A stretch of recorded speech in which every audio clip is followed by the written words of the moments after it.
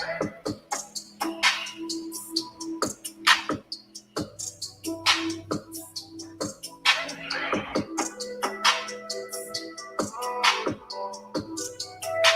we go.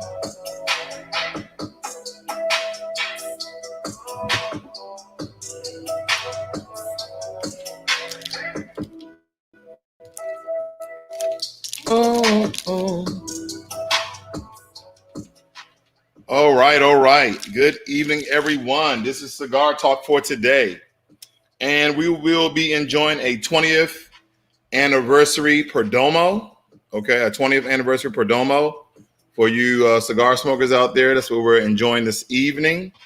Okay, and then for you guys who are not familiar with this particular cigar, it's a mild to medium. So if you're a beginner, this is a mild to medium. As you can tell, it has sort of a creamy, a light color brown wrapper here. The finish of this particular one, as you get closer to the head, some people like to call it the head, the butt, whatever, hints of honey and spice, and then the taste of this cigar is rich and creamy. And most people will probably pair this with coffee, a dark coffee, or Black Whale Jamaican rum, strictly from Jamaica. Good evening, everyone. Good evening, everyone. So this is Cigar Talk for today. All right, what I'm going to do, I'm going to give it a V cut.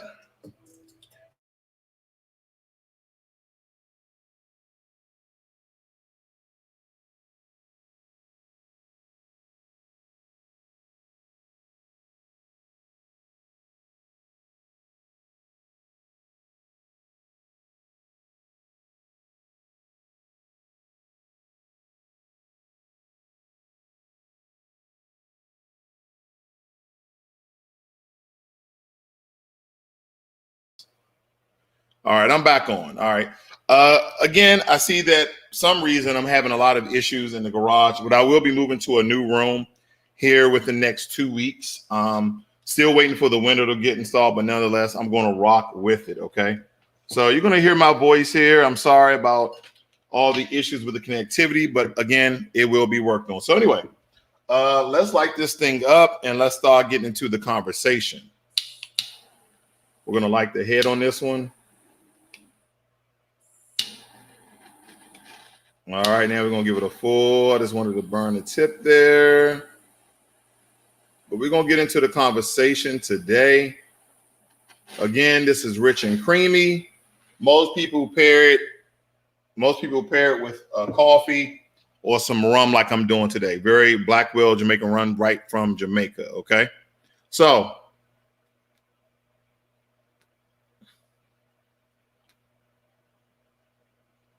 nice and mild to medium, okay? Rich and creamy.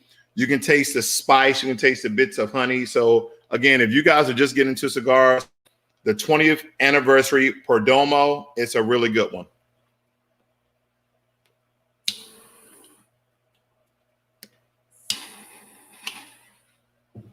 All right, I'm lighting my candle over here. It's good to have a candle to kind of combat some of this cigar smoke. It get inside your clothes. And this is a really good candle right here tonight. This is called Meditate. It's amber sandalwood. Okay, it's a coconut wax blend for you candle lovers out there like myself. I love a good candle. Okay, but I'm gonna have that right there, so I'm smelling both. But anyway,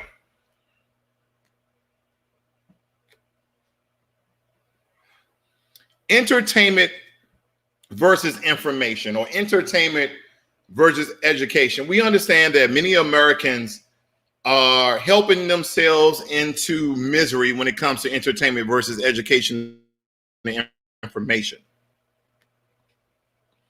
I had this discussion in my car about how we value entertainment over education and information are the one thing, combine those two, are the one things that essentially can make you successful versus entertainment.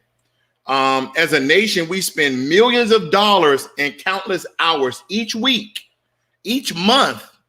And then when you allot that to the amount of time we spend learning and interacting with people is declining while our ability to think critically and deeply, you can't really find satisfaction in your everyday living.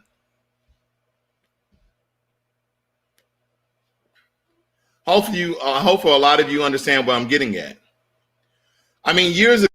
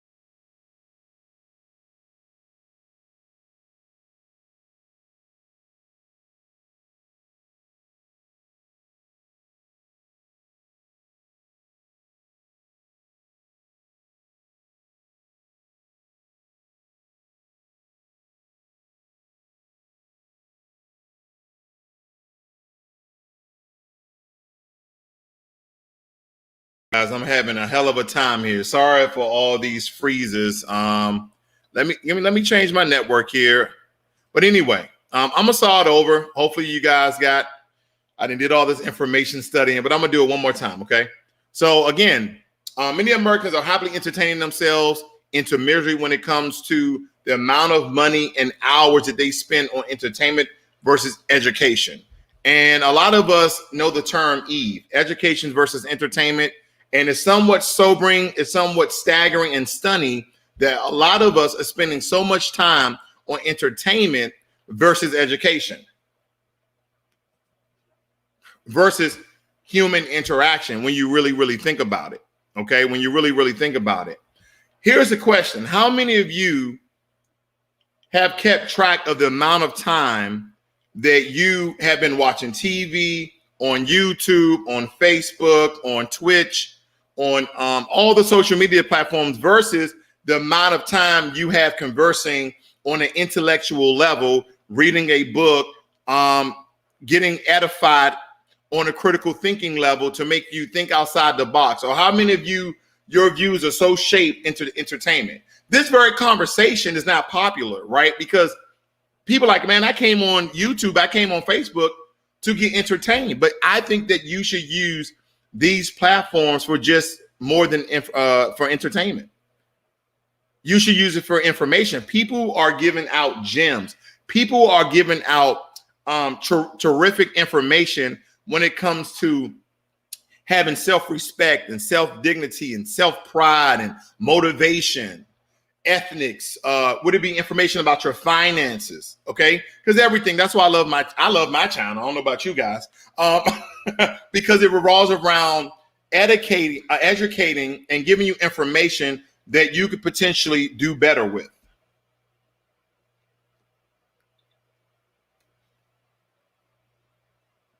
What are you valuing?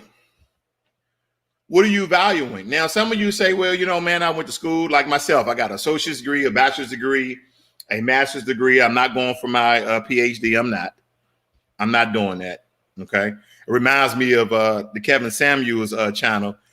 I got a PhD, a female saying that. But nonetheless, what are you valuing? We value entertainment more so, and drama. And this is all dealing with entertainment, but we value entertainment more so than education. How many of you have certifications, licensing?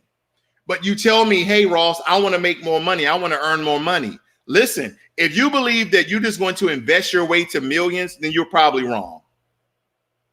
You are probably wrong. Good evening, D General. You are probably wrong if you think that you're going to invest your way to millions. Let me tell you, most millionaire investors are very, very intelligent. They may not have a degree, but they study it. And a lot of you think you guys just can look at a quick video and get all the information you need to be rich. Hell no. I'm going to tell you why. I watch my videos all the time and I'm still not rich. I'm just saying. What do you value? Now, in my opinion, the best counterbalance to entertainment culture are people and books, interacting with people on an intellectual level. I went to the Cigar Lounge this week, and I was speaking to a gentleman who read this book called Cass by Isabella. I forgot her last name, but her name is Isabella, her first name. And the name of the book is called Cass. He's a white gentleman. I got two cigar lounges I go to. One is predominantly white, one is predominantly black.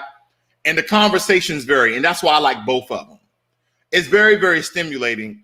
A good buddy of mine, we was in a cigar lounge. His name is James. If nobody knows James, so I just say his name. His name is James.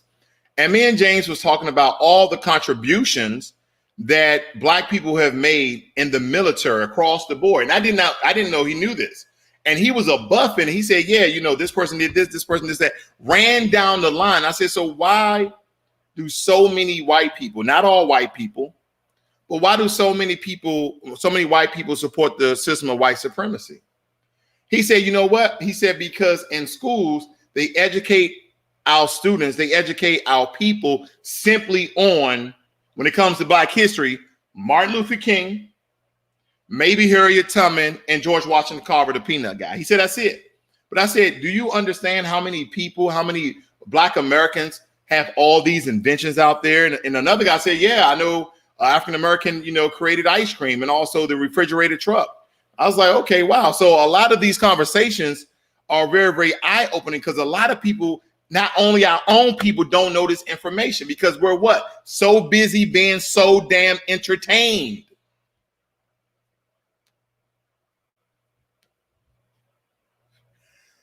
What's bringing me to a thought here.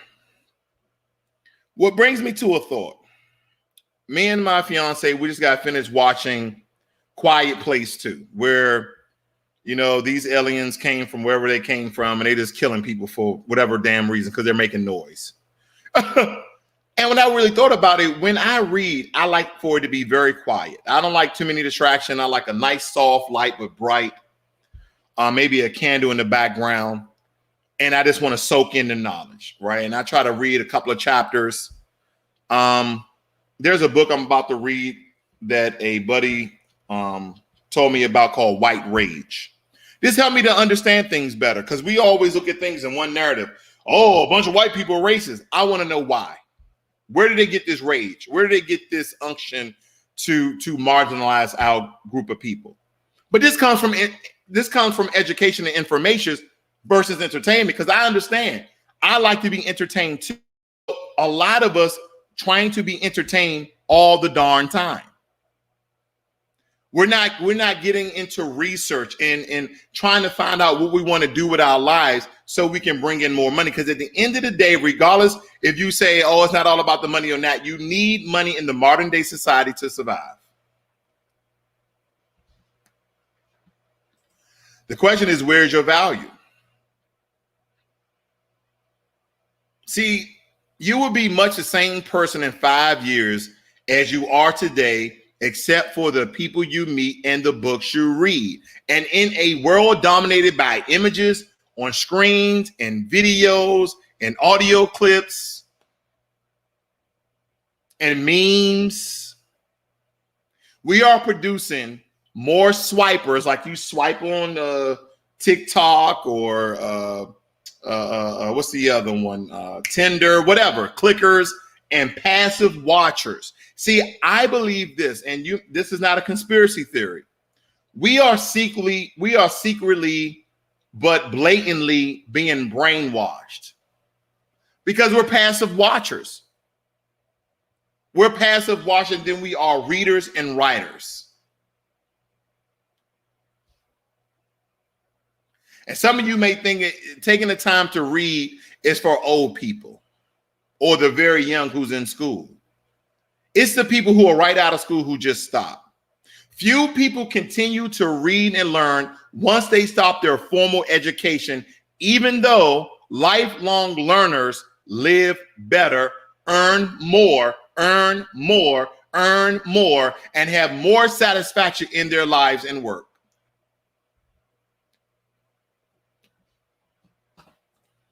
I have a friend of mine who said to me that, oh man, you always think you're right. I was like, I don't always think I'm right. Is that I have the information and I am right. Because here's the thing. Have any of you ever got into an argument or a conversation and you were going back and forth with somebody, and the only thing they were telling you what they heard, what they saw on TV, and how they feel, versus you have actual knowledge, you have actual wisdom, you actually did research, you read, you went over some news articles and journals and books, and you're going back and forth in this circle jerk, not going anywhere because you're dealing with somebody who has not read any damn thing. The only thing they done is this right here. Oh man, okay, that's a 2-minute video. Swipe, click, switch. You know what I'm talking about, but that is the age that we're living in. When people are not tickling our fancy, when people are not doing things that we agree with, when people are not essentially giving us some form of entertainment and going all crazy on video or audio, we want to click them off.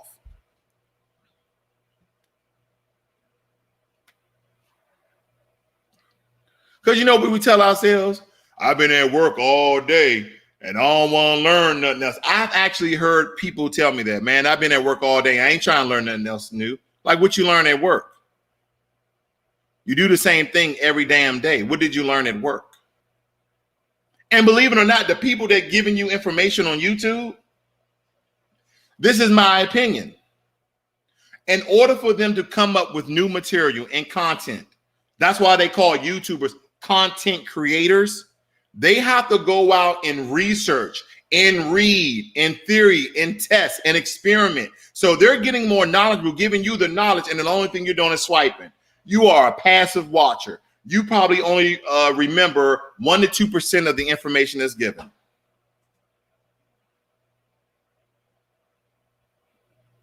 So few people continue to read and learn once they stop their formal education. And believe it or not, in my opinion,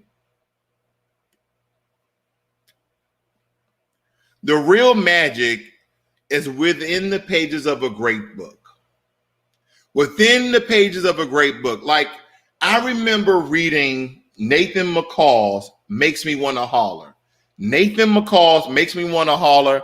I believe everybody should just read that book. It's a page turner. It's excitement. It's about this brother's life. And he gives you the real. Now, he was an ex-convict who essentially became a writer at the Washington Post in Washington, D.C., where I'm from.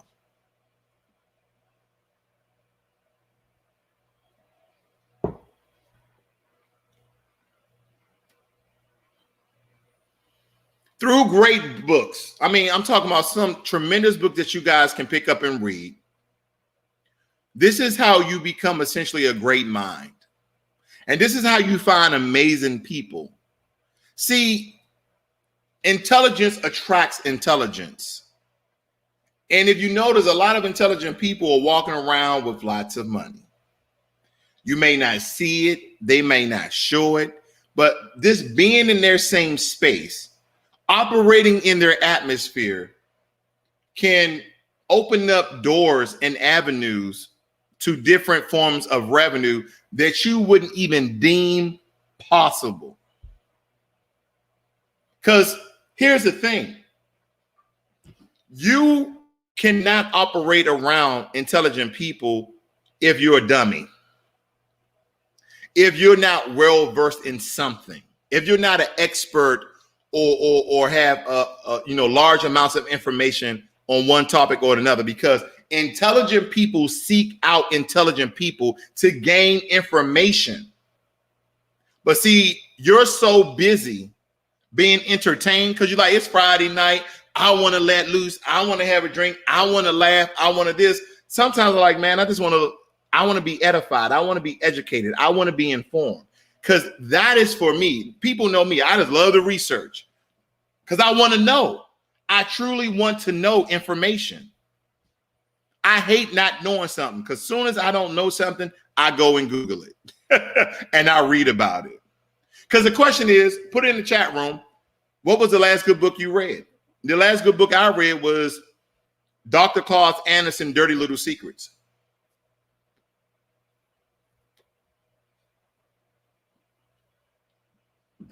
Now I got it. Some of you are going to say, hey, I look at podcasts and I also do audiobooks. Let me tell you something. I haven't met anybody, and granted, I do audiobooks sometimes, but I like to read. Because I'm going to tell you what reading does. Reading does something that essentially increases your vocabulary. And see, the word vocabulary, you can use the word vocabulary, you can use the word vernacular, you can use the word lexicon. All of that means is vocabulary and language. All those three words mean the same thing. Vocabulary, vernacular, and lexicon all means language. All means vocabulary. All means the same thing. But you got to know how to use those words in a proper structured sentence. And you can't do that just by listening to an audiobook. And then here's another thing. By understanding vocabulary and defining words, guess what? If I'm reading a book and I'm like, damn, I never seen that word before. That's no biggie. I get a dictionary. I look it up online. I say, okay, oh, that's what that word means. And if you do what I do Amazon Kindle books, and I also do Google Reads. You just click on the word. It gives you the definition. Entertainment versus education. Now, with entertainment, it doesn't matter what YouTube channel you subscribe to. I'm subscribed to probably the same ones you subscribe to. I'm subscribed to Kevin Samuels, Kwame Brown, Shula King, to be entertained. But on the other side, who else am I subscribed to that I believe that gives me information that I go back and research? People like Tariq Nasheed. And I just, me and my fiance a couple of days ago just got finished watching Buck Breaking. Tremendous film. Very, very tremendous film. It was very, very good. It gave us information to help you combat the thought process of buck breaking and what our people actually went to get to that point. Okay. I believe everybody should look at buck breaking because you will understand what's going on today if you looked at buck breaking. See, that's not entertainment. It's a documentary. It's informative. But even with a documentary, it's always good to go reference some of the information that these people are putting out. So Tariq Nasheed. Also, I looked at Jason's Black on the Black Authority, Race Wars. Very informative. Professor Black Truth or Dr. Boyce Watkins, to name a few of them. There's all these people giving out great information that it's a form of education, especially if you're taking notes, especially if you go in reference. So let me ask you a question. If you want to make more money, if you want to have more money in the bank, what's going to get you there sooner? Education or entertainment? Now, when it comes to books, if you aren't sure where to begin your new pursuit of books, here a few suggestions for you guys. If you like fantasy and drama, like I said, you want to be entertained, then read fiction's book. Because fictions help you to develop your creativity. It expands your own thinking capacity and writing ability. And it also improves on your visualization skills. They help you to visualize things. Because the only time when people say, oh, you have a wild sense of imagination, mostly like in kids. But guess what? Reading fictional books, fake books, okay? The stories in the books are fake. They're fictional. But it helps you to visualize what could and can be. Now, correct me if I'm wrong. I forgot the name. I think it's 1984. And that book was written by George Orwell. It's a famous book. That was a fictional book that has true events, because today, the very same things that occurred in George Orwell 1984 book is happening right here, right now. But it was a fictional book. But it expands and stretches your sense of imagination.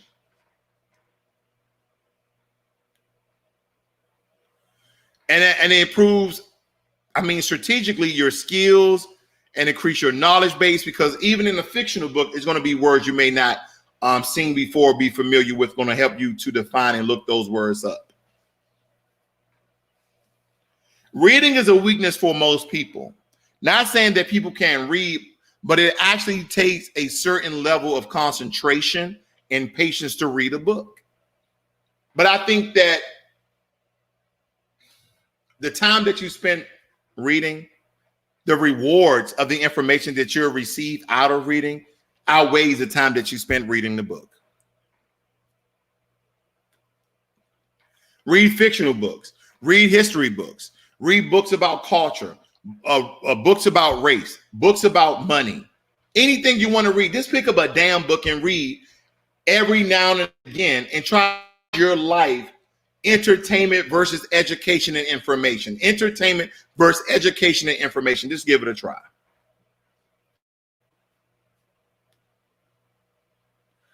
Just give it a try.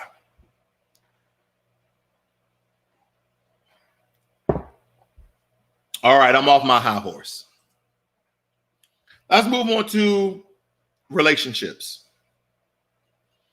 There's all types of different relationships out there. You have relationships at work. You have relationships with your friends of the same sex and also opposite sex. And then you have a relationship with your girlfriend, boyfriend, your significant other, right? There's all family relationships all and down the line. Did you know that you really have to define what relationship or relationships are healthy and beneficial to you?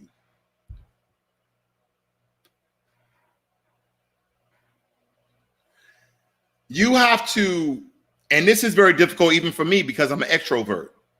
I love interacting with people. And when I make a connection with people, I don't like to let them go, right? Because I made this connection. But it's almost like something that was edifying you, that was feeding you, that was helping you to live a better life can sometimes spoil you and turn bad, and you have to cut it at the tie. It's like an anchor.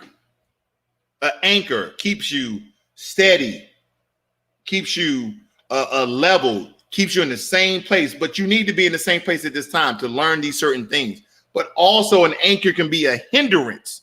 It can slow you down. It has a lot of drag and you essentially won't go anywhere. So you have to define what relationships in your life that is holding you back. Will either be your significant other,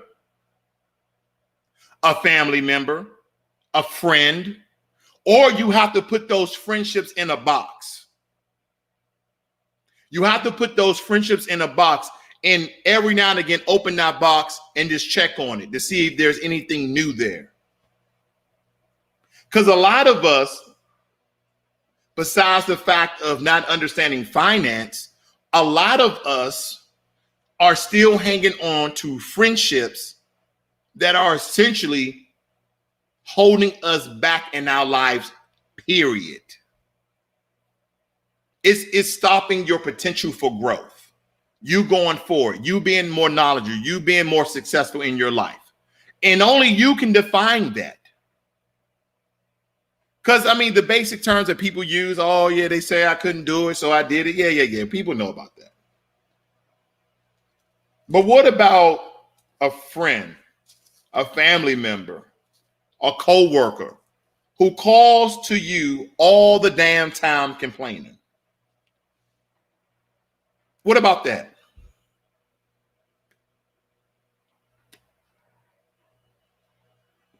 Complaining. Or they're always speaking negative. See, relationships, depending on the nature of the relationship, can be detrimental to your health. It can have you so damn stressed out because now you had a focus in life. You had a trajectory. You had goals. You had a vision board. But now your friend, your family member, your coworker, etc., they're calling you with their issues and problems all the damn time, whereas though the only thing you can think about are their damn problems. You're like, hey, I just want to talk about how Elon Musk plans to colonize Mars. I just want to have a regular conversation. I don't want to hear about your boyfriend tonight.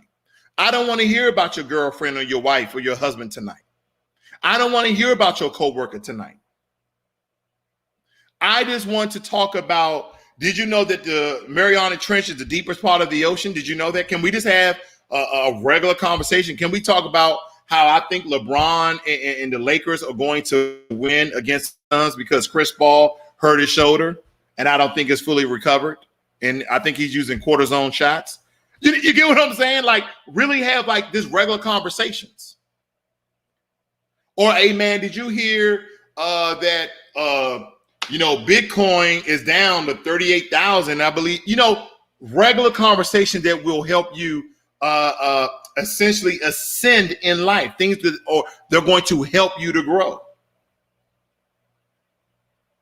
But a lot of times, and I want you guys to think about this,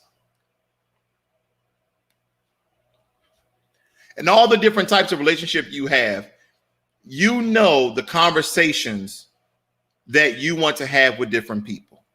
And the reason why, again, we're going back to education versus education versus entertainment, is that more times than not, when in these different relationships, we either be family, co-worker, or friend, they box you in the same conversation all the time. With this friend, I talk sports. With this friend, I talk relationships. With this friend, I could talk about intergalactic space travel, whatever. So again, that's why you have to know what relationships to cut off, what relationships to box up, and use them to your own advantage.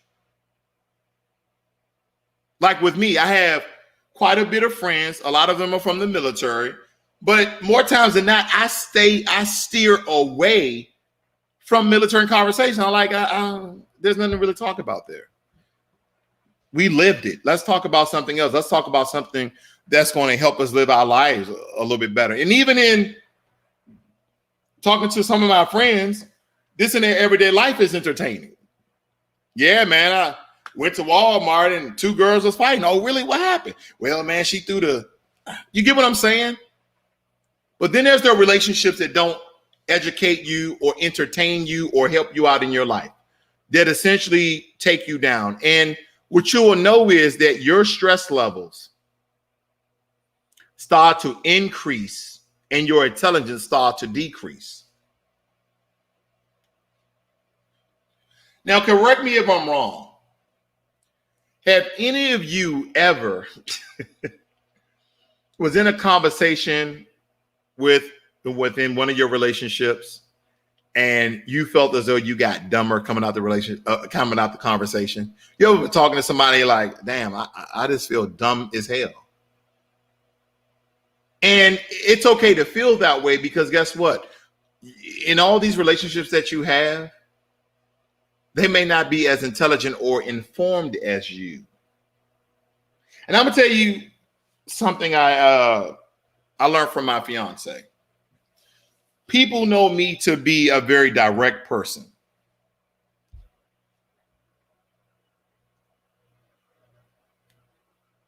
But she said, babe, you shouldn't always be direct. You shouldn't always be firm.